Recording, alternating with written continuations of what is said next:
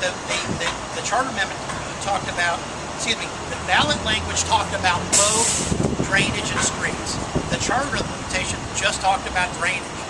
So what the city council voted on is not what the voters passed. So, and I think that was, you explained that very well during the news conference, but since it's supposed to be implemented July 1st, right? So even if you granted a trial, it probably wouldn't be wrapped, I assume, by July 1st. No, so you're looking for a speedy trial, a TRO on implementation? Well, this one is strictly an election contest. It can take late summer. And as an old tax assessor, if you send out bad bills, you just have to send out refunds.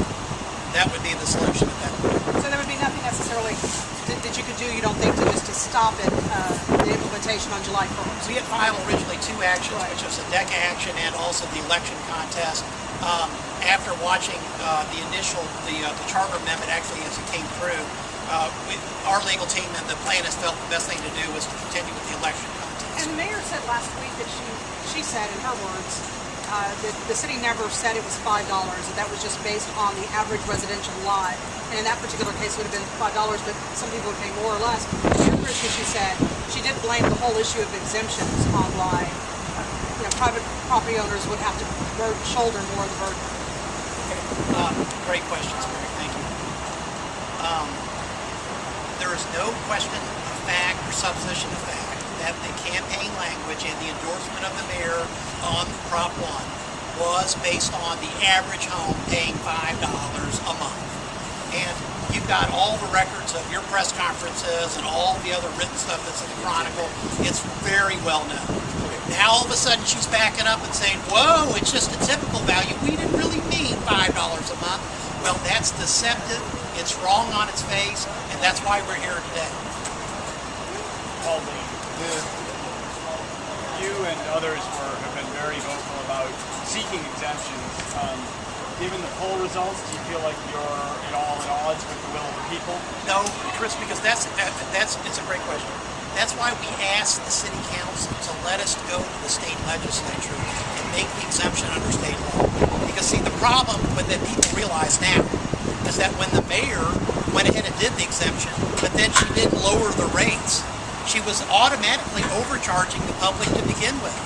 And what the public doesn't want to do is pay for somebody else's exemption. So that's why we went and lobbied, and Pastor Davis made a great presentation the last council meeting, effectively begging city council to instruct our lobby team to let the right thing happen. And the right thing was to let the legislature do it, because those exemptions wouldn't have to be paid. I do want to point out one thing too, because again, the initial rate the mayor proposed prior to the election was 3.2 cents per square impervious foot. That rate didn't go up, okay? And yet we brought the exemptions. So what do you come to the conclusion of? Is the fact of the matter is the city was going to overcharge the taxpayers from the beginning, with or without the exemptions. Now the question for the mayor, I would propose, Mayor Parker, is without the exemptions, were you going to refund and lower the rate for the taxpayers of the rest of the city? And there's no indication the mayor had any intention of doing that either. So they're just speaking this on.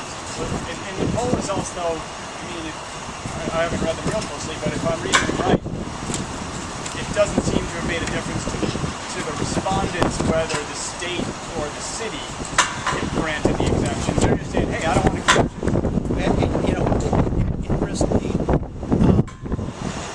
Yes, because see, part of the problem was we didn't go into a bunch of auxiliary questions on it.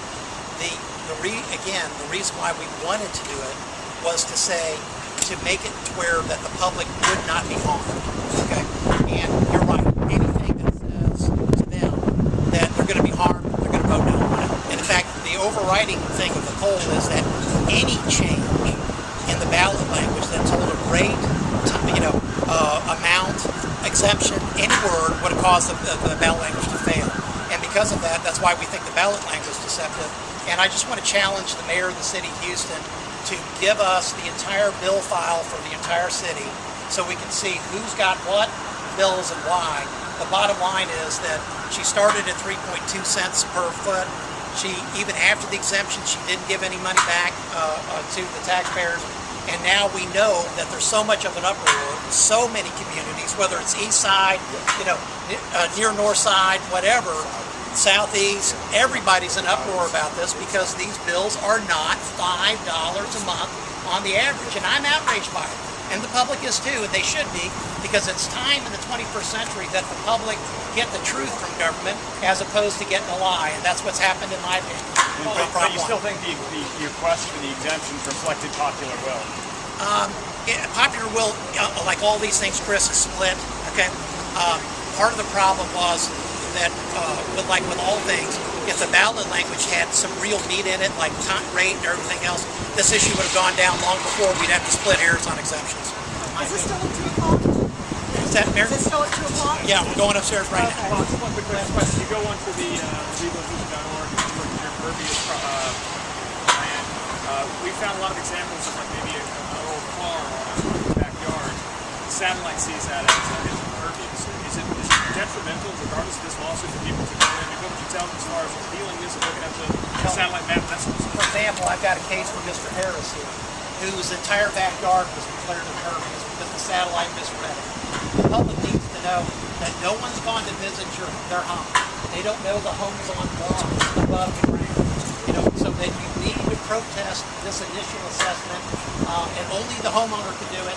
No one else can. Help agents or others are not allowed.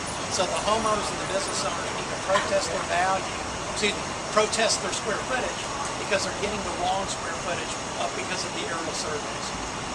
Who paid for the poll? What's that? Who paid for the poll? The Coalition for Greater Houston and donors. When was it conducted, or can I get a... Oh yeah, sure. Here the one where it was conducted just, I think, May 3rd and 4th. So you said Gann's donors, like other donors? Yes, right. I mean, I know that the rain tax PAC sent in $1,000. Additional people that are coalition members that pay for it.